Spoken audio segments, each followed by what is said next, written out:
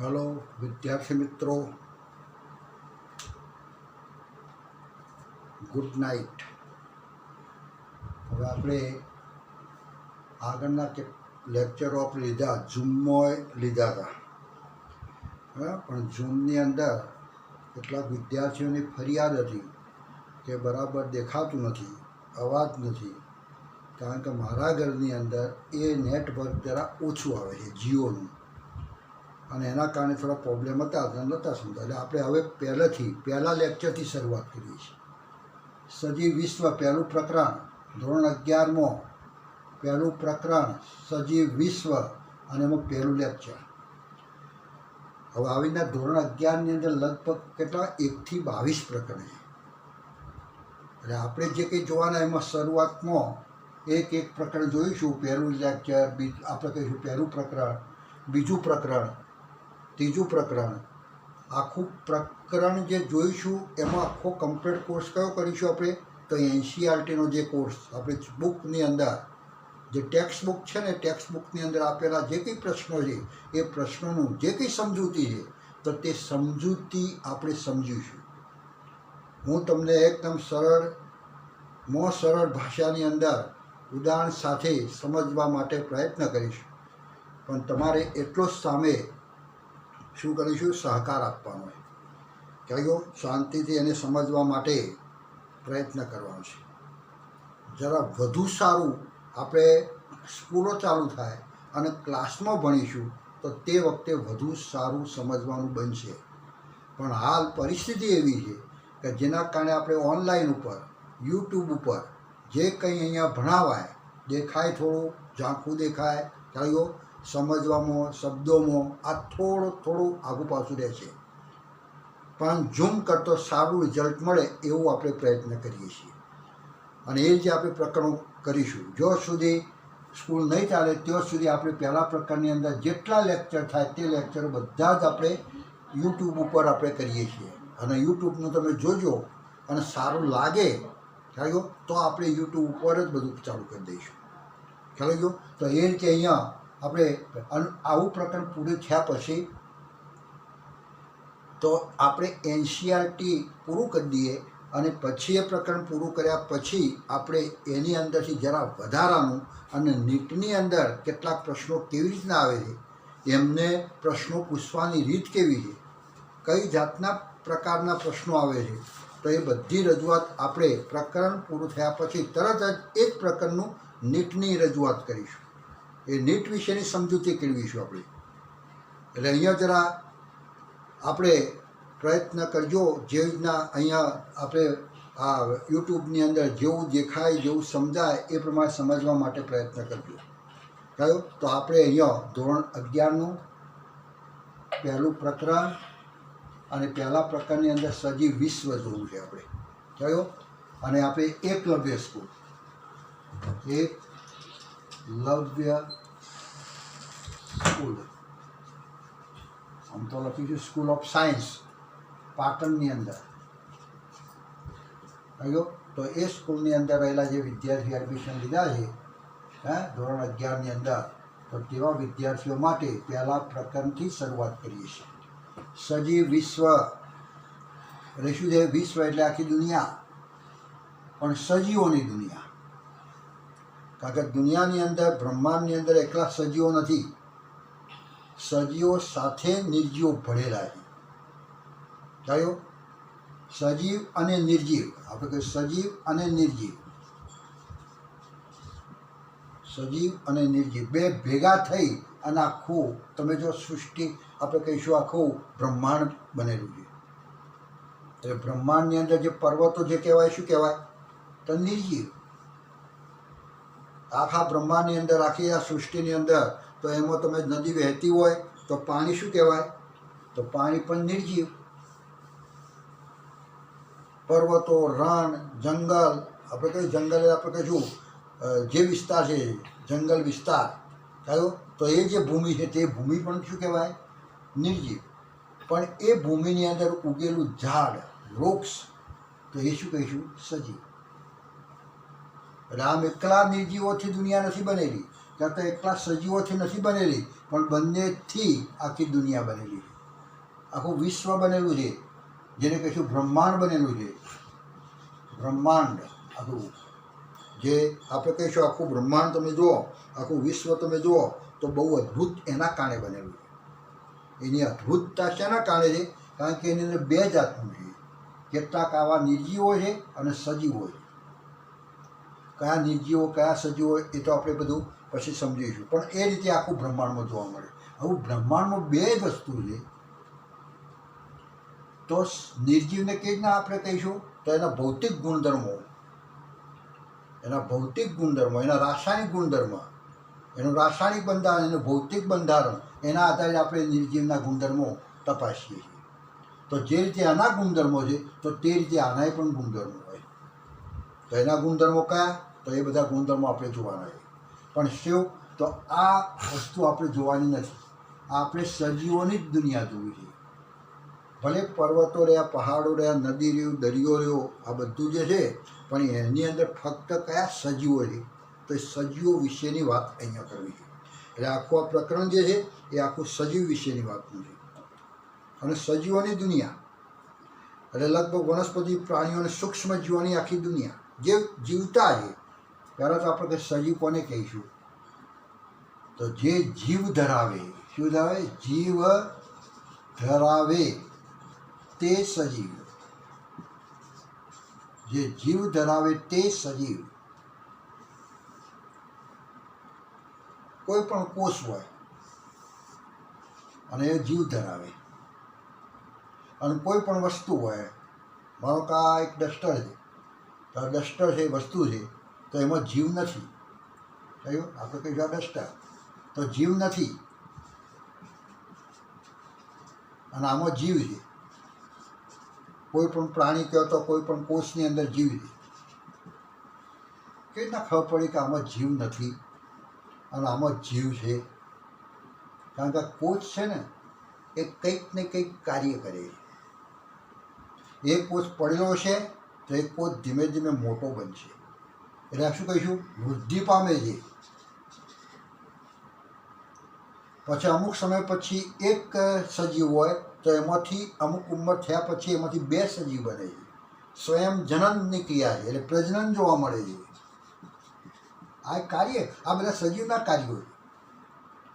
વૈજ્ઞાનિકો જીવની વ્યાખ્યા કેવી રીતના આપતા છે? જીવ કહો ને કે આમાં જીવ છે અને આમાં જીવ નથી, પણ જીવ એટલે શું? પકડાય? એને જોવાય? જીવને જોઈ શકાય? જીવને પકડાય? એટલે જીવની વ્યાખ્યા આપવી બહુ કઠિન છે. છતાં પણ વૈજ્ઞાનિકો જીવની વ્યાખ્યા કે તો સજીવની વ્યાખ્યા કઈ રીતના આપે છે? જીવની વ્યાખ્યા આપો કે તો સજીવની વ્યાખ્યા આપો, તો બે એક જ છે. તો સજીવોની વ્યાખ્યા કઈ રીતના આપતા છે? તો વૈજ્ઞાનિકો જે તે સજીવના ઉપર ધ્યાન કેન્દ્રિત કરે છે, અને એના કાર્યો ઉપર ધ્યાન કેન્દ્રિત કરે છે. સજીવ જોવે અને સજીવ દ્વારા સજીવનું અવલોકન કરવું પડે, જોવું પડે. જોયા પછી શું કરે છે, એ શું કામ કરે છે, કેવું કરે છે કામ, તે કાર્ય જોવું પડે. એટલે વૈજ્ઞાનિકો સજીવના કાર્યો પર ધ્યાન કેન્દ્રિત કરે છે. એ વૃદ્ધિ કરે છે, એ પ્રજનન કરે છે, એ ચયાપચયની ક્રિયા કરે છે, ચયાપચય કરે છે. એને ખબર પડે છે પર્યાવરણની અંદર જરા બદલાવ આવે, ગરમ થાય, ઠંડુ થાય, તો આ બધી ખબર પડે છે, સભાન છે, વાતાવરણથી, પર્યાવરણથી વાકેફ છે. અને જો વાકેફ હોય તો એ પ્રતિક્રિયા કરે છે, સામે સામે એ ઉત્તર આપે છે. આપણે કોઈ પણ વસ્તુ બોલીએ અને સામેની વ્યક્તિ હોબળે અને સામે પછી આપણને જવાબ કરે. આપણે પ્રશ્ન પૂછીએ, સામે જવાબ આપે. કેમ આપ્યો? કારણ કે આપણે જે પ્રશ્ન પૂછ્યો એને ખબર પડી, વાકેફ છે, સાંભળ્યું ને, અને એનાથી એ વાકેફ છે. કેવી રીતના એ ગ્રહણ કર્યો આપણો પ્રશ્ન? એને કેવી રીતના ગ્રહણ કર્યો?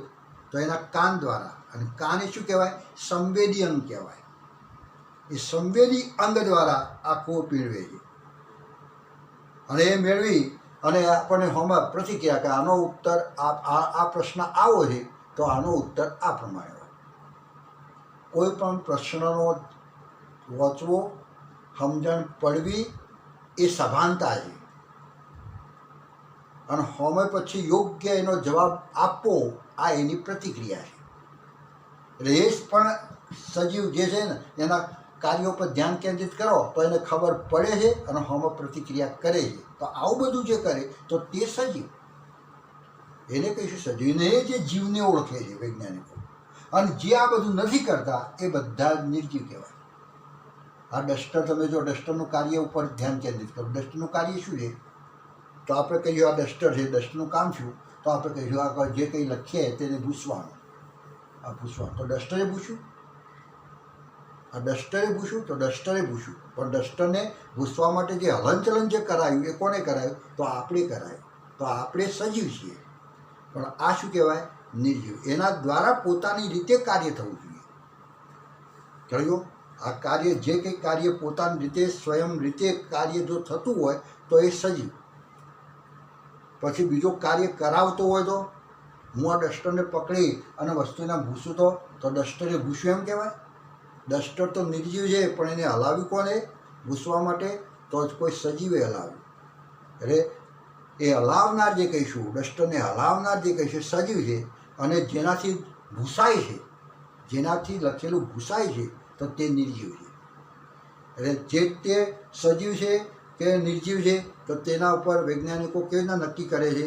તો એ સજીવ ઉપર કે તો એ વસ્તુ ઉપર ધ્યાન કેન્દ્રિત કરે છે, એના કાર્યો ઉપર ધ્યાન કેન્દ્રિત કરે છે, અને કાર્ય કરે છે તો એ સજીવ, અને કાર્ય ન કરે તો એ નિર્જીવ છે. તો આવા સજીવોની, તો એમાં આપણે જે જીવ ધરાવે તે સજીવો વિશેની વાત કરવી છે. તો સજીવો કયા એવા સજીવો છે? તો સજીવો આપણે કહીશું, શરૂઆતની અંદર મુખ્ય બે સજીવો હતા. એક તો આપણે કહીશું પ્રાણીઓ, સૌથી પહેલાં સજીવ તરીકે પ્રાણી. અને પ્રાણીઓ જે કહીશું એના અભ્યાસને કહીશું પ્રાણીશાસ્ત્ર, પ્રાણી વિજ્ઞાન. થયું? એને કહીશું પ્રાણી વિજ્ઞાન, પ્રાણીશાસ્ત્ર. પ્રાણીઓ જેમાં એકલા પ્રાણીઓ આવે, અને પ્રાણીઓના સમજૂતીનું વિજ્ઞાન, વિવિધ દૃષ્ટિકોણથી પ્રાણીઓને સમજવાની આપણે કહીશું એ શાસ્ત્ર, તો તેને કહીશું પ્રાણીશાસ્ત્ર. કારણ કે પ્રાણીઓમાં સૌથી પહેલો એમ કે બધું કરે છે ને, એટલે એમ કે જીવે છે, એમાં જીવ છે એટલા માટે આ બધું કરે છે. પાચન, શ્વસન, ઉત્સર્જન, ચયાપચય, પ્રજનન, આ બધી ક્રિયા કરે છે. એટલા માટે પ્રાણીઓ બધા સજીવ. પછી થોડા સમય પછી ખબર પડે કે વનસ્પતિમાં પણ જીવ છે. વનસ્પતિઓ જે કહેવાય ને એમાંય પણ જીવ છે. કારણ કે એ શું કરે છે?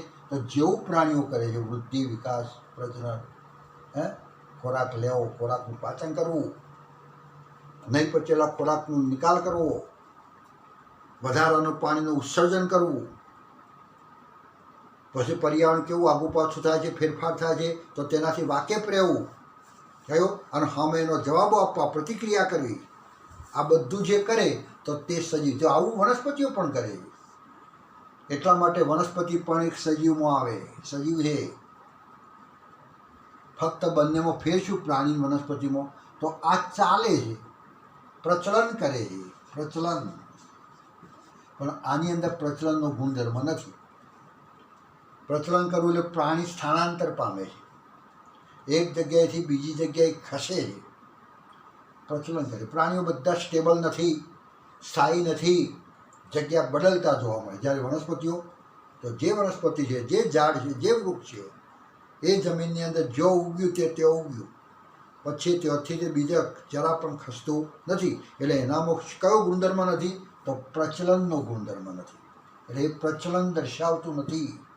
પ્રચલન એટલે સ્થાનાંતર. એટલે પહેલા દ્રષ્ટિએ આપણે ભાગ પાડી દીધા કે જે ચાલે તે પ્રાણીઓ, અને જે અચલિત હોય, ચલિત જે હોય પ્રાણીઓ, અચલિત હોય તે વનસ્પતિઓ. અને વનસ્પતિઓના બધી અભ્યાસ જે કરીશું, વિવિધ દ્રષ્ટિથી જે કંઈ અભ્યાસ કરવામાં આવે તો એને કહીશું વનસ્પતિ શાસ્ત્ર. એટલે સજીવની અંદર પ્રાણીઓ આવે, વનસ્પતિઓ આવે. ત્યાર પછી તમે જુઓ તો ત્રીજી એક શાખા, આ બે શાખાઓ પછી એક ત્રીજી શાખાનો વિકાસ થયો, અને એનું નામ છે માઇક્રોબાયોલોજી, સૂક્ષ્મ જીવ વિજ્ઞાન. સૂક્ષ્મ જીવ વિજ્ઞાન, કે જેની અંદર સૂક્ષ્મ જીવો આવે. કયા સૂક્ષ્મ જીવો? જે નરી આંખે નથી દેખાતા તેવા પ્રાણીઓ, વનસ્પતિઓ, કે જેને આપણે કોઈ કાચ દ્વારા, કોઈ કાચ દ્વારા, કોઈ બિલોડી કાચ દ્વારા જોવો પડે. અને બિલોડી કાચ દ્વારા જે ઝીણી વસ્તુ આંખે નથી દેખાતી એવી જો કાચ દ્વારા આપણે વસ્તુ જોઈએ તો એ કહેવાય સૂક્ષ્મદર્શક. અને સૂક્ષ્મદર્શકમાં જે સજીવો દેખાય એને કહીશું સૂક્ષ્મ જીવ. અને એના સમજૂતી કરો, આપણે એનો અભ્યાસ કરીએ તો એના અભ્યાસને કહીશું સૂક્ષ્મ જીવ વિજ્ઞાન. માઇક્રોબાયોલોજી અંગ્રેજીમાં આને શું કહીશું? માઇક્રોબાયોલોજી. માઇક્રોબાયોલોજી એને કહીશું માઇક્રોબાયોલોજી. વનસ્પતિને શું કહીશું? તો બોટની. બોટાની કહ્યું. અને પ્રાણીશાસ્ત્રને કહીશું ઝૂલોજી. એટલે આનામાં જીવ છે, વનસ્પતિઓમાં જીવ છે અને સૂક્ષ્મ જીવોમાં જીવ છે. પણ આ શાખા પછીથી આવી. ક્યારે આવી? તો માઇક્રોસ્કોપની શોધ થયા પછી. માઇક્રોસ્કોપ કેવા? તો પહેલું સાદું માઇક્રોસ્કોપ શોધાણું. સાદું કે જેમાં એક જ ધક્કા જ હોય. હવે એક જ ધક્કા જ આપણે કઈ બિલોડી કાચ, વચ્ચેથી એ કાચ જરા જુઓ તો જાડો હોય અને કિનારી કોરે મરે તમે જો તો એકદમ સોકડો પાતળો હોય. હવે આ કાચ દ્વારા આ ઝીણી વસ્તુ તમે જુઓ તો અહીંયા આંખથી આપણે જોઈશું, ઉપરથી આંખથી જોઈએ આપણે તો આ વસ્તુનું પ્રતિબિંબ જરા મોટું પડશે. આટલું નહોતું દેખાતું અથવા આટલું નાનું હતું, પણ આ કાચ દ્વારા જોઈએ તો આપણે એ જ વસ્તુ જરા મોટી દેખાણી. એનો રિઝોલ્યુશન જરા મોટું થાય, સ્પષ્ટતા વધે છે. કહ્યું તો એ રીતે અહીંયા તમે જુઓ તો મોટું દેખાય છે. તો આ શું કહેવાય? તો માઇક્રોસ્કોપ કહેવાય. જે માઇક્રોસ્કોપને કહીશું સાદું માઇક્રોસ્કોપ. જ્યારે સંયુક્ત માઇક્રોસ્કોપ, સૂક્ષ્મદર્શક યંત્ર, જે કંઈ સંયુક્ત સૂક્ષ્મદર્શક યંત્ર, આ સાદું કીધું એક કાચવાળું, પણ બે કાચ આવા ઉપયોગ કરી ગયા આપણે ત્યારે એને કંઈ સંયુક્ત સૂક્ષ્મદર્શક. જે પાઇપ હોય અને એ પાઇપના આ છેડા ઉપર તમે જો તો આવો એક ધક્કાચ હોય અને આ ઉપરની બાજુ તમે જો આ બીજો ધક્કાચ હોય. સમજો? અને એની અંદર એક આ કાચ છે કે જો વસ્તુ આપણે મૂકેલી છે અહીંયા જોયો ને માઇક્રોસ્કોપ, આખું માઇક્રોસ્કોપની પાઇપ એટલી જ બતાવું છું. આખું માઇક્રોસ્કોપ હું તો દોરતો નથી, પણ માઇક્રોસ્કોપમાં જેમાં બે ધક્કા ગોઠવેલા છે તે ફક્ત પાઇપ જ, જેને આપણે ઊંચી નીચી કરીએ છીએ. ઊંચી નીચે એટલા માટે ફોકસિંગ કરવા માટે. જે વસ્તુ જોવાની છે એ વસ્તુ અહીંયા પ્લેટફોર્મ ઉપર મૂકેલી હોય. આવું પ્લેટફોર્મ હોય ને તો તેના પર આમ સ્લાઇડ મૂકેલી હોય. આ સ્લાઇડ મૂકી અને એના પર આપણે વસ્તુ મૂકી છે નાની. તો એ વસ્તુ આ કાચ દ્વારા એનું પ્રતિબિંબ મોટું બનવાનું. આ કાચથી આપણે વસ્તુ જોઈએ છીએ એટલા માટે આ કાચનું નામ શું કહીશું? વસ્તુદક કાચ અથવા કંઈ વસ્તુ કાચ. વસ્તુ કાચ અને એનું પ્રતિબિંબ હતું. હવે આ પ્રતિબિંબને આ કાચ દ્વારા આપણે આંખ દ્વારા જોઈએ છીએ, આંખોથી જોઈએ છીએ. કહ્યું તો તે કાચનું શું કહીશું? તો એને કહીશું નેત્ર કાચ. જે કાચમાંથી આપણે આંખો દ્વારા જે કાચમાં જોઈએ તેને કહીશું નેત્ર કાચ. કહ્યું? અને જે કાચ દ્વારા વસ્તુ જોઈએ, જે કાચ દ્વારા વસ્તુ જોઈએ આપણે, કહ્યું તો તેને કહે વસ્તુ કાચ. એ સંયુક્ત સૂક્ષ્મદર્શકની અંદર બે કાચ છે. એ નરી આંખે ન દેખાતી વસ્તુ પણ આપણને આવા સૂક્ષ્મદર્શકની અંદર એ વસ્તુ દેખાય છે. કેટલી દેખાય? તો આ જે વસ્તુ હતી, મૂળ વસ્તુ આ નરી આંખે ન દેખાતી હોય તો આવડું પ્રતિબિંબ હોય, થોડું મોટું. અને આ પ્રતિબિંબ જે છે એ આ કાચ દ્વારા જુઓ તો આપણી આંખની અંદર એનું પ્રતિબિંબ એનાથી મોટું. આ 10 કાચ હોય, 10x કાચ હોય અને આ ઉપરનો પણ 10x કાચ હોય. ચાલો હવે બે આપણે કહીશું હોય 10x આવા બે કાચ હોય.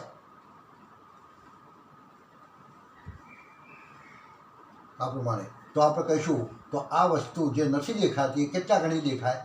તો એ 10 ગુણ્યા 10 એટલે 100 ગણી દેખાય આપણને. ઘણી વખત આ જે કાચ છે ને, આ નીચેનો આર્યો કાચ થયો, તો એક કાચ તમે જુઓ તો લગભગ 45x હોય, અથવા કહીશું આપણે 10x જ રાખો અને ઉપરનો આપણે કંઈ 45x હોય, જરા વધુ દેખાડે એવો જાડો કાચ હોય. આ કાચ આટલો હતો, 10x હોય તો આટલો હોય, અને 45x હોય તો એ કાચ આવો હોય, જાડો. અને એના દ્વારા આ વસ્તુ આપણે જોઈએ કેટલી જ મોટી દેખાય છે. તો 45 ગુણ્યા 10 એટલે 450 ગણી મોટી દેખાય. 450 ગણી મોટી વસ્તુ દેખાય. એટલે આ બધું માઇક્રોસ્કોપ, સૂક્ષ્મદર્શક આપણે કહીશું. સૂક્ષ્મદર્શક એટલે કયું? સંયુક્ત સૂક્ષ્મદર્શક. એટલે જ્યારે સંયુક્ત સૂક્ષ્મદર્શકની શોધ થઈ ત્યારે નરી આંખે ન દેખાતા સજીવો પણ પ્રાપ્ત થયા અને એનો અભ્યાસ કરવામાં આવ્યો. અને એ અભ્યાસ જે કર્યો એને કહીશું સૂક્ષ્મ જીવ વિજ્ઞાન. એટલે આ પહેલી શાખા, આ બીજી શાખા, એ સૌથી પહેલી. એમાં સૌથી પહેલી શાખા કઈ અસ્તિત્વમાં આવી? તો પ્રાણીશાસ્ત્ર. કારણ કે પ્રાણીઓ સજીવ છે એમ માનતું હતું. પછી ખ્યાલ આવ્યો કે વનસ્પતિમાં પણ જીવ છે, આ બીજી શાખા. અને પછી આંખે જ ન દેખાતી એવી વસ્તુ જ્યારે માઇક્રોસ્કોપની શોધ થઈ ને એના પછી આ બધા આવ્યા સૂક્ષ્મજીવો, બેક્ટેરિયા, અમીબા, એકકોષી સજીવો બધા જે નરી આંખે ના દેખાય. તો એ બધા પછી આવે તો એ ત્રીજી શાખા અસ્તિત્વમાં આવી જેને કહીશું સૂક્ષ્મ જીવ વિજ્ઞાન. એ સૂક્ષ્મ જીવ વિજ્ઞાન એટલે ક્યારે? તો સૌથી છેલ્લે અસ્તિત્વમાં આવેલી શાખા છે. અને એ પણ ક્યારે? તો માઇક્રોસ્કોપની, સંયુક્ત માઇક્રોસ્કોપની શોધ થયા પછી. સાદા માઇક્રોસ્કોપમાં નહીં. સાદા માઇક્રોસ્કોપમાં એક જ ધક્કા છે એટલે એમ લાગે કેટલી દેખાય? તો 10 ગણી મોટી દેખાય. કયો? જ્યારે બે કાચ ભેગા થાય તો 10 ગણી અહીંયા દેખાય, અને એનો એવી પાછું આટલા ગણી. જો 10 હોય તો બીજી 10 ગણી, એટલે એમ કંઈ 100 ગણી આપણને જોવા મળે. એટલે નરી આંખે ન દેખાતું વધુ સ્પષ્ટ અને મોટું દેખવું હોય તો આપણે કહીશું આવો સંયુક્ત સૂક્ષ્મદર્શકનો ઉપયોગ થાય. એટલે આના શોધ થયા પછી આ એક શાખા અસ્તિત્વમાં આવી. હવે બધી જે શાખાઓ છે એમાં બધા જે કંઈ સજીવો છે, પ્રાણીઓ બધા જ પૃથ્વી ઉપર, તમે તો એક જ ટાઈપના પ્રાણીઓ નથી. પ્રાણીઓમાં પણ વિવિધતા છે. કોઈ 2 પગે, કોઈ 4 પગે ચાલવાવાળા, કોઈ ઉડવાવાળા છે, કોઈ આડા ચાલે, કોઈ સીધા ચાલે છે. કોઈ રંગમાં તમે જુઓ તો આ ટાઈપના હોય છે, કોઈ જુદા જુદા રંગની અંદર જુદી જુદી રચના ધરાવતા. એટલે આમ તમે જો સજીવો પણ અનેક પ્રકારના જોવા મળે છે. એટલે સજીવોમાં પણ વિવિધતા છે. આપણે કહીશું આ પ્રાણીઓમાં વિવિધતા છે. એ જે વનસ્પતિઓ પણ એક જ ટાઈપની નથી. કોઈ છોડ સ્વરૂપની છે, કોઈ વૃક્ષ આપણે સૃપ સ્વરૂપની છે, અને કોઈ ગગનચુંબી વૃક્ષ સ્વરૂપની જોવા મળે. કયું? તો એમાં પણ વિવિધતા જોવા મળે. આ વનસ્પતિમાં જૈવ વિવિધતા, અને પ્રાણીઓમાં જરા જુદી જુદી જોવા મળે તો આને કહ્યું પ્રાણીઓની અંદર જૈવ વિવિધતા, બાયોડાયવર્સિટી જેને કહેવાય. આને શું કહીશું? બાયોડાયવર્સિટી. સજીવોમાં વિવિધતા, જૈવ વિવિધતા. જૈવ વિવિધતા એટલે આપણે કહીશું બાયોડાયવર્સિટી. આ અંગ્રેજી શબ્દ છે. પણ એવી રીતના આ 3 શાખાઓ છે, અને 3ની અંદર બધા સજીવો. એટલા માટે આપણે સજીવના ભાગ પડે. કેટલા સજીવો? તો આટલા સજીવો છે. કોઈ જમીનમાં છે, કોઈ ભૂમિ ઉપર છે, કોઈ ભૂમિની અંદર દર બનાવી રહે છે, તો કોઈ તમે જુઓ તો હવામાં ઉડતા હોય છે, કોઈ બીજી વનસ્પતિ ઉપર અથવા તો બીજા પ્રાણીઓ પર જીવન ગાળતા હોય છે, તો કોઈ પ્રાણીની અંદર બીજા પ્રાણીઓ એક અંતઃપરોપજીવી રહેતા હોય છે. કયો? તો આ રીતે એના રહેઠાણો છે બધા અલગ અલગ. પણ એવા જે સજીવો છે એનું શરીર ચાલવા માટે, બધા કાર્યો કરવા માટે રચનાત્મક અને ક્રિયાત્મક એકમ શું? પ્રાણીઓ. તો પ્રાણીઓ બન્યું તો એનો રચના અને કાર્યની દ્રષ્ટિએ એકમ કયો? ઘટક કયો? યુનિટ કયો? તો રચનાત્મક અને કાર્યાત્મક એકમ તરીકે દરેક સજીવનો એકમ આપણે કહીશું કોષ. તો કોષની વાત કરવી છે. એટલે આપણે અહીંયા હાલ પ્રકરણ ચાલુ નથી કરતા, પણ એક કોષની વાત કરવી છે. જરા પાયાની અંદર જરા કોષ હોવો છે આપણે. કયો? તો કોષ શું છે? તો રચનાત્મક અને ક્રિયાત્મક એકમ. શું કહીશું? એનો રચનાત્મક અને ક્રિયાત્મક, રચનાની બાબતમાં અને ક્રિયાની બાબતમાં. ક્રિયાત્મક રીતે આપણે કહીશું કોષ એકમ. એકમ આપણે ક્રિયાત્મક એકમ કયો? તો એકમ તરીકે આપણે કહીશું કોષ. એ પછી વનસ્પતિ હોય કે પ્રાણીમાં, એક કોષી સજીવ હોય કે બહુકોષી સજીવ હોય કે સૂક્ષ્મ જીવ હોય, સૂક્ષ્મ સજીવ હોય, પણ એનો રચનાત્મક, એનું શરીર જે આખું બનેલું છે તો એનો એકમ તરીકે શું? તો એકમ તરીકે કોઈ અંગ નહીં, એનો રચનાત્મક એકમ એટલે કોષ. તમે જો એક સજીવ તરીકે છો, ધોરણ 11માં આવી ગયા, પણ તમારું શરીર આખું શેનું બનેલું છે? એનો તમને કીધો એનો એકમ શું? શરીરનો એકમ કયો? તો શરીરનો એકમ એટલે કોષ, એક શેલ. આપણે કહીશું કોષ. માનો કે આવો કોષ, આ કોષ કહીશું. એટલે કોષનું શરીર બનેલું છે, અસંખ્ય કોષોનું બનેલું છે. એટલે જો કોષો ભેગા થાય, આ કોષો બધા એકઠા થાય, સંગઠન પામે. આ કોષો એટલે એક કોષ, આ બીજો કોષ, આ ત્રીજો કોષ, આ ચોથો કોષ, પાંચમો કોષ, આવા ઘણા બધા કોષો ભેગા થાય તો આના સમૂહથી, કોષોના સમૂહથી એનું જૂથ જે બને તો તેને આપણે શું કહીશું? તો એને કહીશું પેશી. આ આપણે કીધું કોષો. આ કોષ જે રચનાત્મક અને ક્રિયાત્મક એકમ કીધો કોષ. એવા કોષો ભેગા થાય ત્યારે બને પેશી. શું બન્યું? આ પેશી. ચલો હવે એવી પેશીઓ ભેગી થાય, આ બધી બતાવી ને, આ એક પેશી, હા ચોરસ બતાવી, આ એક પેશી. આપણે કહીશું બીજા કેટલાક કોષો ભેગા થઈને બીજી પેશી, કેટલાક કોષો ભેગા થઈને ત્રીજી પેશી, કેટલાક કોષો ભેગા થઈને ચોથી પેશી. આ બધી પેશીઓ ભેગી કરીએ આપણે. અને 4 પેશીઓ ભેગી થઈ જાય અને સંગઠન જે થાય તો તેને શું કહેવાય? તો તેને કહીશું અંગો.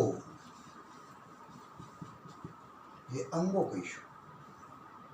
એ અંગો શરીરની અંદર, આપણા શરીરની અંદર તમે જુઓ તો અંગો આવેલા છે ને, જઠર, આંતરડું, હાથ, પગ, નાક, આ બધા અંગો કહેવાય. તો એ જે અંગો છે એ અંગોની અંદર શું હોય? ચલો, અંગોની અંદર રચનાની દૃષ્ટિએ શું હોય છે અંદર? તો પેશીઓ હોય. પેશીઓમાં શું હોય? તો કોષો હોય. અને કોષોમાં શું હોય? તો પછી એના આગળ આપણે કોઈ રચના નથી. અને કોઈ રચના નથી એટલે આપણે કહીશું રચનાત્મક અને ક્રિયાત્મક એકમ. પાયાની અંદર કોષથી શરૂ થાય છે. એટલે પાયાનો એકમ કયો? તો પાયાનો એકમ કહીશું કોષ. જો મોટું ઘર હોય અને ઘર ગમે તેવું મોટું દેખાતું હોય, ગમે એટલા માળનું હોય, પણ એનો રચનાત્મક અને ક્રિયાત્મક એકમ શું? ઘરનો રચનાત્મક અને ક્રિયાત્મક એકમ શું? તો ઈંટ. નાની નાની લંબચોરસ ઈંટો ભેગી થઈ અને એ જે ભેગી થાય, ઘણી બધી ઈંટો ભેગી થાય અને વ્યવસ્થિત આયોજન પ્રમાણે ગોઠવાય ત્યારે દિવાલો બને. હવે દિવાલો પછી ગોઠવાય, એક આડી ગોઠવાય, એક ઊભી ગોઠવાય અને એ રીતે ગોઠવાઈ જાય તો રૂમ બને. અને એવા રૂમ પછી 1, 2, 4 એવા ઘણા બધા ગોઠવાઈ જાય ત્યારે આખું મોટું ઘર બને. ખરું? એક માળમાં, બીજા માળમાં, આ રીતે રૂમ જોવા મળે તો આખું બિલ્ડિંગ જરા મોટું જોવાનું. એટલે જેમ ઘરની અંદર રચનાત્મક અને ક્રિયાત્મક એકમ આપણે કહીશું ઈંટ હોય, હે, તો એ રીતે આપણા શરીરનું બિલ્ડિંગ કહીશું. આ શરીરનું બિલ્ડિંગ. તો આપણા શરીરની અંદર પાયાના એકમ તરીકે શું છે? રચનાત્મક અને ક્રિયાત્મક એકમ શું? તો આપણે કહીશું કોષ, જેને કહીશું શેલ. કોષ અથવા શેલ કહીશું. એટલે શેલ કહેવાય. કયો? કોષ. ચલો હવે અંગો ભેગા છે. હવે આ અંગો બન્યા. હવે અંગો જે બન્યા તો તે અંગોના સંગઠનથી કયો? એટલે આપણે કહીશું મોટું ચોરસ, આ મોટો ચોરસ, આ મોટો ચોરસ, આ બધા અંગો ભેગા થાય છે. જો આ શું થાય છે? બધા અંગો ભેગા થાય છે. કયો? હવે એની અંદર શું છે? તો આપણે કહ્યું આ અંગ જે લીધું તો તેની અંદર તમે જુઓ તો પેશીઓ છે. કયો? તો આ પેશીઓ, આની અંદર બધી પેશીઓ. કયો? અંગ. અને આની અંદર શું હોય? પેશીઓ.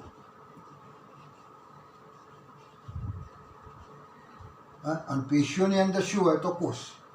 જો આવા કોષો ભેગા થયેલા આ બન્યું, અને આ બન્યું એટલે આ બધા કહીશું આ બધી પેશીઓ ભેગી થઈ એટલે અંગો બન્યા. ચલો અંગો આજે કહીશું આવા મોટા મોટા બની જાય તો તેને આપણે કહીશું અંગતંત્ર. અંગોનું તંત્ર એટલે અંગતંત્ર,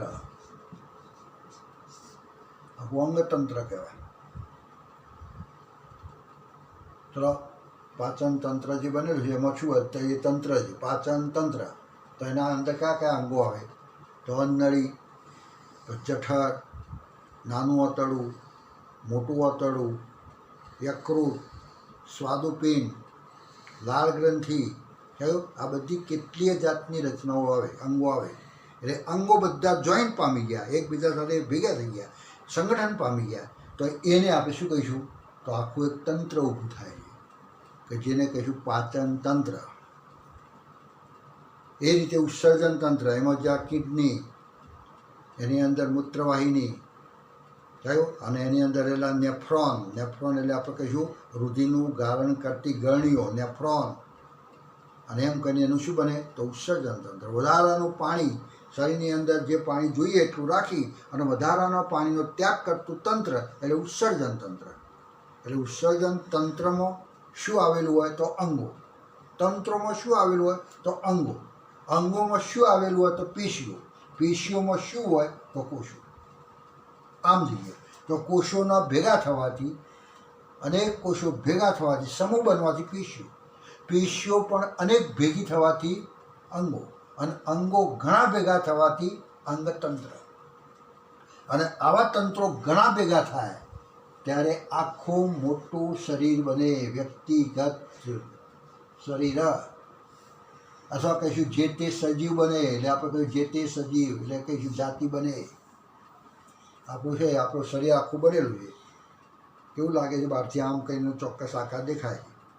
આપણે ઊભા હોઈએ ત્યારે ઉપર માથું, ગળું, પછી હાથ પગ, પછી શરીર, અને આ રીતે આખું મોટું છે. તો આ પીપળા જેવું થઈ ગયું. પીપળાની અંદર શું ભરેલું છે તો આપણે કહીશું અંગતંત્રો, બધા તંત્રો છે. જો પાચન તંત્ર છે, ઉત્સર્જન તંત્ર, શ્વસન તંત્ર, કંકાલ તંત્ર, ચેતાતંત્ર, આ બધા કેટલીય જાતના તંત્રો છે. પ્રજનન તંત્ર અંદર છે બધા. કોને મળે ઉપર ચામડી લગાવી દીધી અને ચામડી ઉપર આવી ગઈ એટલે અંદરની બાજુ તંત્રો. ચલો તંત્ર એક પકડો, એક તંત્ર પકડો, પાચન તંત્ર પકડો, અને પાચન તંત્ર તમે જુઓ તો એની અંદર શું હોય તો અંગો.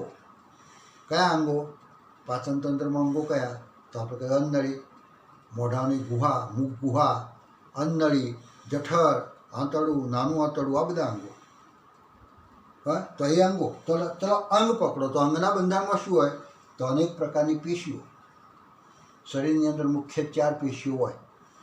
એક તો અધિચ્છદીય પેશી, બીજી સ્નાયુ પેશી, ત્રીજી સંયોજક પેશી, અને ચોથી એક પેશી છે ચેતાપેશી. થયો એ બધી 4 પેશીઓ જે કહેવાય એ રૂપાંતર પામી મુખ્ય આવી રીતના 4 પેશીઓથી આખી પેશીઓ ગોઠવાયેલી. એટલે જે તે સજીવની અંદર પેશીઓ કેટલી તો 4, અને 4 પેશીઓ જો આગળ જરૂર પડે ત્યાં આગળ એ પેશી ગોઠવાઈ અને બધી ભેગી થઈ અને બને અંગ બની ગયું, આખું અંગ બને.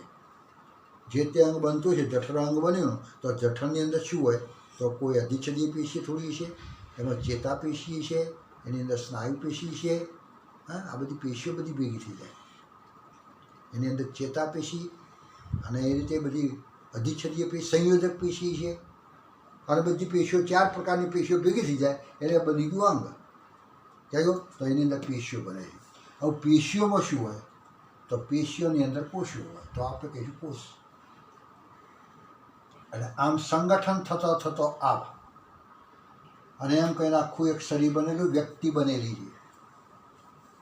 પણ જે તે સજીવમાં શું હોય છે જરા પાયાના એકમ તરીકે આપણે જઈએ, એ તરફ જઈએ તો કઈ ના જવાય તો શરીર, એમાં અંગતંત્રો, એની અંદર અંગો, એની અંદર પેશીઓ, અને સૌથી છેલ્લે કોષો.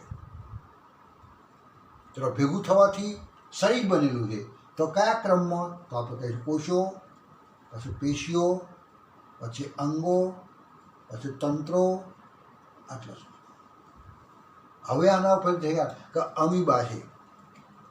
તો અમીબાની અંદર ક્યાં સુધીનું આયોજન જોવા મળે છે શરીરની અંદર ક્યાં સુધી આવે છે? અંગો છે એની અંદર? એક કોશી છે, કોષ જ એક છે. આવું અમીબા હોય ને, આવું અમીબા. હવે એની અંદર કોષ જ એક છે. આ બધો કોષ રસ, આ બધું કોષ કેન્દ્ર, આમ તમે જો તો કોષ જેવું જ છે. આ કોષ જ એક છે. હવે એની અંદર પેશીઓ બનશે, એની અંદર અંગો હશે, એની અંદર અંગતંત્રો હશે. આમાંનું કોઈ નહીં હોય, એક જ કોષ છે. એટલા માટે આની અંદર એની શરીર રચના તમે જોશો તો કોષીય આયોજન તમે જોશો તો કોષ સુધીનું જ આયોજન જોવા મળે. એટલે કોષીય આયોજન કહેવાય. હવે અમીબા જોયા પછી એક આપણે લઈએ આપણું શરીર, જટિલ શરીર. તો આપણામાં ક્યાં સુધીનું આયોજન છે? કોષ સુધીનું જ આયોજન છે. કોષો જ છે કે એકલી પેશીઓ જ છે કે અંગતંત્રો જ છે કે પછી આપણે કંઈ અંગો જ છે? તો આપણામાં કહીશું અંગતંત્ર સુધીનું આયોજન, જેને કહેવાય છે કે આપણા શરીરની અંદર અંગતંત્રીય આયોજન છે. અંગ અને તંત્રો બનેલા છે.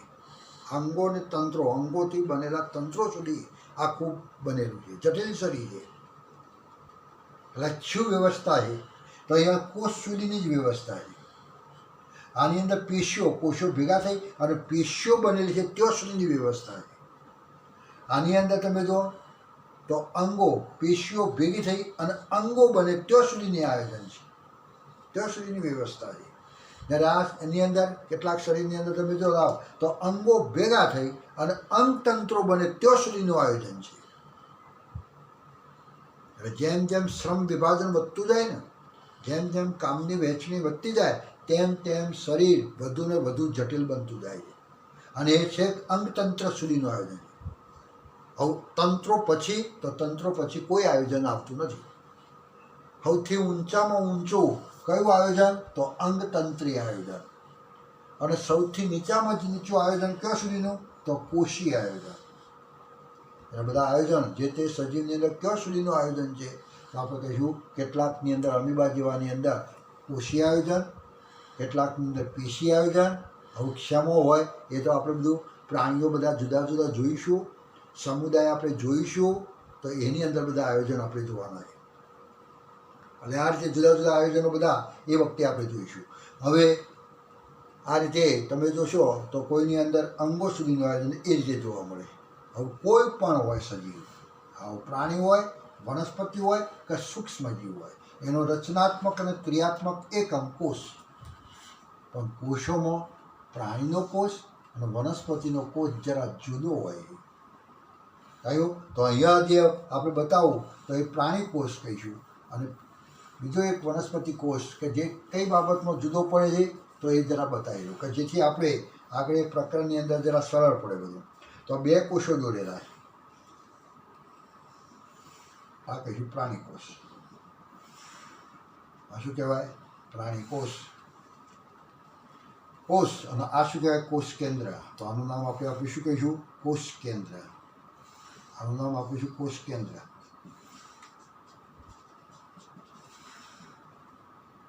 બરાબર. અને આ જે આખું બનાવ્યું, આખું આમ આટલું જે બનાવ્યું તો તેને કહીશું કોષ. કોષની અંદર આ જે ભરેલું છે તે કહીશું કોષ રસ. એને શું કહેવાય? કોષ રસ. જે રસ જેવું પ્રવાહી જેવું જે ભરેલું છે તો એને કહીશું કોષ રસ. અને કોષ રસ જો પૂરો થાય, એની મર્યાદા, એની સીમા આવે, અથવા કોષ રસનો કિનારો આવે અને એના કારણે ત્યાં આગળ એક પાતળું આવરણ ઘેરાયેલું જોવા મળે છે, ગોઠવાયેલું જોવા મળે, પાતળું આવરણ, તો તેને શું કહેવાય? કોષ રસના ઉપર આવરણ છે, કોષ રસ છે એના ઉપર પટલ છે, તો તેને કહ્યું કોષ રસ પટલ.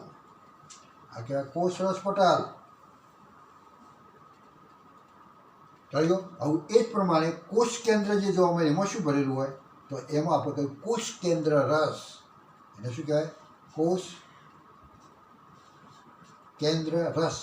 જ્યાં કોષ રસ, કોષમાં ભરેલો રસ, કોષ કેન્દ્રમાં ભરેલો રસ, કોષ કેન્દ્ર રસ. હવે એ રસના કોઈ અમારી પાસે એક આવરણ જોવા મળે જેને કહ્યું કોષ કેન્દ્ર પટલ. એને શું કહેવાય? કોષ કેન્દ્ર પટલ. કોષરસના આજુબાજુ હોય તો કોષરસ પટલ, કોષ કેન્દ્રની આજુબાજુ પડદો હોય, પટલ હોય તો એને કહીશું કોષ કેન્દ્ર પટલ. હવે કોષ કેન્દ્ર પટલ અને કોષરસ બે ભેગું થાય તો બે રસો, તો બેના ભેગાથી શું બને તો એને કહીશું જીવરસ. હવે કોષ કેન્દ્ર રસ, કેન્દ્ર રસ વત્તા કોષરસ, એને શું કહીશું કોષરસ, તો એને આપણે કહીશું જીવરસ. એને શું કહીશું જીવરસ.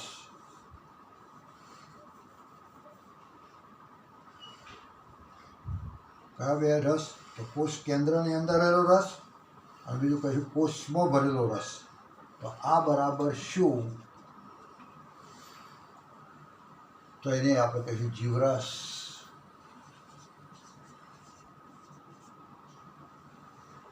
હવે તમને એમ કીધું કે જીવરસ અને જે જીવરસ છે બે રસો ભેગા થવાની, એમાંથી આપણે કોષ રસ બાદ કરો, કોષ રસ બાદ કરો તો બરાબર શું તો એની અંદર વિકલ્પ આવે એ, તો એને શું કહે તો આપણે કહીશું એને જીવરસ કહીશું. બી તો એને કહીશું કોષરસ કહીશું. સી તો એને કહીશું કોષ કેન્દ્ર રસ કહીશું. કંઈ એક પણ નહીં. ડી એક પણ નહીં કહેવાય તો ત્રણેય. તો આનો સાચો વિકલ્પ કયો? શેમાંથી બાદ કરવાનો છે? આખો જીવરસ, એમાંથી કોષ રસ બાદ કરો, આટલું બાદ કરો તો શું બાકી રહે? તો આ રસ, કોષ કેન્દ્ર રસ. આ જીવરસમાંથી આટલું બાદ કરો તો આ, જીવરસમાંથી આટલો રસ બાદ કરો તો આ કોષ રસ થયો. તો આ ટાઈપના નીટની અંદર પ્રશ્નો હોય, પણ આપણને ખબર પડી જોઈએ કે જીવરસ એટલે શું, બે રસો ભેગા થાય ત્યારે જીવરસ કહેવાય. જીવરસ એટલે જીવવા માટેનો રસ છે આખો, સજીવ રસ, જેની અંદર બધી કેટલી ક્રિયાઓનો વૃદ્ધિને વિકાસને, કેટલાય ફેરફારનો, કેટલીય રાસાયણિક ક્રિયાઓને, ચયાપચય ક્રિયાઓને બધું ચાલતું હોય છે એ જગ્યા. એવો રસ છે જીવંત, સક્રિય છે, અને સક્રિય છે બધું કાર્ય થાય છે, અને બધું કાર્ય કરે છે પોતાની જાતે જ બધું થયા કરે છે, એટલા માટે એ જીવ છે. એટલે આપણે કહીએ કોષ એક સજીવ તરીકે, જીવંત કોષ, જીવંત કોષ કે જેની અંદર બધી ક્રિયાઓ થતી હોય, જાતે થતી હોય, એ બધે સક્રિય હોય તો તેને કહીશું આપણે સક્રિય જીવરસ છે. એ કોષ સક્રિય છે કારણ કે એનો જીવરસ સક્રિય છે, બધું કરે છે. તો આ પ્રકારે જીવરસ એટલે શું એટલે જરા ધ્યાન આપજો. હવે વનસ્પતિ કોષની વાત છે, આ પ્રાણી કોષ છે. વનસ્પતિ કોષ ને પ્રાણી કોષમાં શું ફેર છે તો એની વાત કરીએ. તો આપણે કહીશું આ પ્રાણી કોષ અને આ આપણે કહીશું વનસ્પતિ કોષ. આ વનસ્પતિ કોષ, એમાં પણ તમે જો કોષરસ બરાબર છે, પછી કોષ કેન્દ્ર રસ, આના પર કોષ કેન્દ્ર પટલ અને કોષની અંદર કોષરસ પટલ, આ બધા પટલો છે જ. પણ આમાં શું ફેર છે તો એક દેખીતો ફેરફાર, આ લગભગ ગોળાકાર હોય, કોષો લગભગ કેવા હોય છે ગોળાકાર, કોઈ લોબા કોષો હોય, જ્યારે આ કોષો લગભગ બહુકોણીય કે તો લંબગોળાકાર હોય, બહુકોણીય કે તો લાંબા કોષો હોય. અહીંયા તો તમે જો પ્રાણી કોષમાં તો નળાકાર કોષો હોય થયો, તો એ પ્રમાણે અહીંયા એટલે કોષના આકાર ઉપરથી થોડો ખ્યાલ આવી જાય કે આ પ્રાણી કોષ છે અને આ વનસ્પતિ કોષ છે. બીજો વધુ ખ્યાલ કેવી રીતના આવે તો કોષરસ પટલના ઉપર કોષ દિવાલ નથી. જ્યારે વનસ્પતિ કોષ છે તો કોષરસ પટલ કહેવાય ને, આ શું કહેવાય કોષરસ પટલ, આ એનો કોષરસ પટલ અંદરની, અને ઉપરની બાજુ તમે જો તો આવી દિવાલ હોય છે જાડી સેલ્યુલોઝની બનેલી, તો એને આપણે કહીશું કોષ દિવાલ, નિર્જીવ કોષ દિવાલ છે. તો જે નિર્જીવ કોષ દિવાલને જાડી કોષ દિવાલ આવી ધરાવે તો તે વનસ્પતિ કોષ. અને કોષ દિવાલ ના હોય તો એના ઉપર આવું એક જ પડ હોય તો આવ્યું કોષરસ પટલ એકલું જ હોય તો એને આપણે કહીશું પ્રાણી કોષ. બીજા પણ તમે જો કોષરસની અંદર કેટલીક અંગિકાઓ આમાં હોય ને કેટલીક આમાં ના હોય, તો તો આમાં બધી અંગિકાઓ હોય સિવાય હરિતકણ. હરિતકણ નામની અંગિકા નહીં, કારણ કે પ્રાણીકોષ છે. જ્યારે આ બધી અંગિકાઓ હોય, બધી અંગિકાઓ ઉપરાંત હરિતકણ પણ હોય. આમાં એક વધારાની અંગિકા કઈ? તો હરિતકણ. આમાં હરિતકણ નહીં, બાકી બધી અંગિકાઓ હોય. ચલો એમાં એક અંગિકા દોરેલી છે રસદાની. તો આ રસદાની જરા મોટી હોય, વનસ્પતિ કોષમાં રસદાની જરા મોટી હોય, જેમાં દ્રાવણ ભરેલું છે જરા વધુ હોય, ધાની રસ. જ્યારે આની અંદર રસદાની તમે જો તો નાની નાની હોય અને ના પણ હોય. એટલે પ્રાણી કોષની અંદર રસદાનીનો અભાવ અને હોય તો અલ્પ નાની નાના કદની. જ્યારે વનસ્પતિ કોષની અંદર આવું બધું હોય છે. ચલો પ્રાણી કોષ છે તો તેની અંદર કોષનું વિભાજન કરવા માટે તારા કેન્દ્ર હોય. કયું હોય? તારા કેન્દ્ર નામની અંગિકા. જ્યારે અહીંયા તારા કેન્દ્ર હોતું નથી, છતાં પણ કોષ વિભાજન થતું જોવા મળે. કયો? કેવી રીતના થાય છે? તો આપણે કોષની રચના વિશેનું આખું એક પ્રકરણ છે, તો તેની અંદર આપણે જોઈશું. કયું? તો આ બધી અંગિકાઓ આમાં હોય ને આમાં ના હોય ને આવું એક કેટલું છે. એટલે અંગિકાઓના આધારે કયા વનસ્પતિ કોષમાં હોય, કઈ પ્રાણી કોષમાં હોય, તો એ બધું આપણે ઉલ્લેખ આ પ્રમાણથી. એટલે એ રીતે આપણે વનસ્પતિ કોષ અને પ્રાણી કોષને આપણે જુદા પાડીશું. આ રીતે કયો? તો આવા કોષની માહિતી લીધી. હવે આ બધી જે કોષની અંદર જે બધું અણુઓ ના તે કંઈ ભરેલું છે, અને એની અંદર સતત એ અણુઓ એકબીજા સાથે જોડાઈ અને રાસાયણિક પ્રક્રિયાઓ સતત કરે છે. પોતાની જાતે કોણ સંચાલન કરે છે? તો કોષ કેન્દ્ર જે છે એમાં રહેલો જે રસ છે, એમાં રહેલું જે કંઈ દ્રવ્ય છે, એ દ્રવ્ય અહીંયા થતી જૈવ રાસાયણિક ક્રિયાઓનું સંચાલન કરે છે. કઈ ક્રિયા જે ચાલે છે રાસાયણિક ક્રિયા, તો કેટલી ઝડપી થવા દેવી. એ બે પદાર્થ, કયા બે પદાર્થો ભેગા કરી અને આ પદાર્થ બનાવવો. કયો જટિલ પદાર્થ છે કે તેને તોડી નાખીને સાદા પદાર્થમાં રૂપાંતર કરવું. આ બધું નિયમન એક નિયામકી કેન્દ્ર તરીકે આ કોષ કેન્દ્ર છે. એ કોષ કેન્દ્રમાં રહેલું દ્રવ્ય આ બધાનું નિયમન કરે. એટલે આટલા નાના કોષમાં બધી ક્રિયાઓ જે કંઈ ચાલે છે પોતાની જાતે સક્રિય રીતે ચાલે છે. એટલા માટે આપણે કહીશું આ એક સજીવ છે, પોતાની જાતે ચાલ્યા કરે. એટલા માટે આ બધો સજીવ તરીકેનો ગુણધર્મ છે. અને એ રીતે અહીંયા તમે જો તો આ કોષો એટલે પાયાનો એકમ કોષ, અને કોષમાં શું બધું હોય એ બધું ધ્યાન રાખવાનું. એ રીતે અહીંયા તમે જો તો આ અણુઓ, તો અણુઓમાં શું છે તો બધી રાસાયણિક ક્રિયાઓ થતી હોય. અને જૈવ રાસાયણિક ક્રિયાઓ કેટલી બધી, એક જ ક્રિયા એક કોષમાં એક જ ક્રિયા ચાલે એવું નહીં. એક જ કોષમાં કરોડોની સંખ્યામાં અણુઓ ભરેલા છે. એટલા માટે એમાં ચાલતી ક્રિયાઓ પણ કરોડો અબજો ચાલતી હોય છે. નાની મોટી કેટલીય જૈવ રાસાયણિક ક્રિયાઓ ચાલે. કેટલીક વખત સળંગ ક્રિયાઓ જોવા મળે, કેટલીક વખત તૂટક ક્રિયાઓ જોવા મળે. કેટલીય ક્રિયાઓ સતત ચાલ્યા કરે. એટલા માટે કોષ છે ને તો એક કારખાના જેવું કહેવાય કે એની અંદર કેટલું ઉત્પાદન થાય છે, નવા નવા પદાર્થો કેટલાય નિર્માણ પામે છે. અને એ જ કોષની અંદર એક જગ્યા ઉપર કેટલાય કોષોનું વિઘટન થઈ અને સાદા પદાર્થો પણ બનતા હોય. એટલે એ રીતે તમે જુઓ તો અહીંયા ચય ક્રિયાઓ અને અપચય ક્રિયાઓ સતત ચાલે કરે. અને આવી ક્રિયાઓ જે ચાલે છે તો તેને સામૂહિક રીતે ચાપચય ક્રિયાઓ કહીશું. એની અંદર ચાપચય ક્રિયાઓ ચાલે છે. અને જે કંઈ ક્રિયાઓ ચાલે છે તેનું આનું કોણ ધ્યાન રાખે છે? તો કોષ કેન્દ્રમાં રહેલું દ્રવ્ય નિયામકી, કે જેમાં શું હોય છે તો રંગસૂત્રો છે. રંગસૂત્રો, અને રંગસૂત્રો ઉપર તમે જો અંદરની બાજુ તમે જુઓ તો રંગસૂત્રિકા હોય. આ બધું ડિટેલમાં આપણે રચના જોવાની જ છે. ફક્ત તમે આ શબ્દ સાંભળો. કોષ કેન્દ્રમાં રંગસૂત્ર દ્રવ્ય, એ દ્રવ્યમાંથી બને રંગસૂત્રો. રંગસૂત્રોની અંદર તમે જુઓ તો આપણે કહીશું રંગસૂત્રિકાઓ. રંગસૂત્રિકાઓની અંદર તમે જુઓ તો ડીએનએ, અને ડીએનએની અંદર તમે જો ડીએનએ ટુકડા કરો ત્યારે એને કહીશું જનીન. અહીંયા ને દરેક સજીવની અંદર ચોક્કસ જનીન હોય.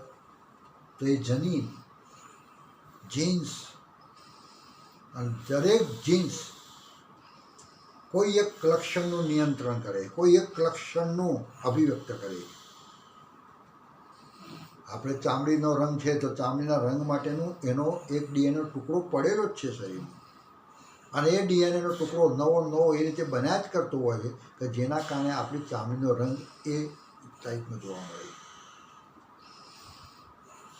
પણ કેટલાકની ગોરી તો ગોરા રંગ માટેનું જ પણ જનીન હોય, એનામાં એ ગોરા રંગનું જનીન હશે, કહ્યું એને અંદર એવું કારક હશે, એવું જનીન હશે. એમાં કારક શબ્દ તો કોને આપ્યો તો મેન્ડેલ નામના વૈજ્ઞાનિકે કારક કીધા હતા, પણ એ કારકનો સુધારો થઈ ગયો. હવે એ કારક જે શબ્દ હતો તો જોહાન્સન નામના વૈજ્ઞાનિકે એ કારકોને, એ ફેક્ટરને, એ કારકોને હવે કારક નહીં કહેવાનું, એને કહીશું જનીન, જીન્સ, જનીનો. અને એ જનીન છે ઉતરે પિતાનો જનીન થયો, પિતાનો જે જનીન છે ને જનીન એ એના પુત્રમાં આવે, એટલે પુત્ર એના પિતા જેવો દેખાય. જો જનીન પિતાના રંગનું જનીન આવ્યું હોય તો પુત્રનો ચામડીનો રંગ પણ પિતા જેવો જોવા મળે. માતાનું જનીન જો આવ્યું હોય તો માતા જેવું જ ચામડી જોવા મળે. જે તે સજીવની અંદર જે પેઢી દર પેઢી લક્ષણો દેખાય છે સજીવના, એ કોને આભારી છે તો આપણે કહીશું આ જનીનને આભારી. તો જનીન કયો તો કોષ કેન્દ્રની અંદર, તો આ જનીન છે. તો આટલા સુધી આપણે હજુ પહેલા પ્રકરણની શરૂઆત આપણે કરી નથી, પણ થોડું જરા માહિતી છે એ માહિતી આપણે પહેલા પ્રકરણની અંદર મળી, અને કાલથી આપણે આ જોઈશું. શું સજીવ વિશ્વથી આપણે શરૂઆત કરીશું, અને હવે આપણે સજીવ વિશ્વ જ ચાલુ કરી દઈશું. ચાલો તો આ આટલા સુધી આપણે રાખીએ છીએ.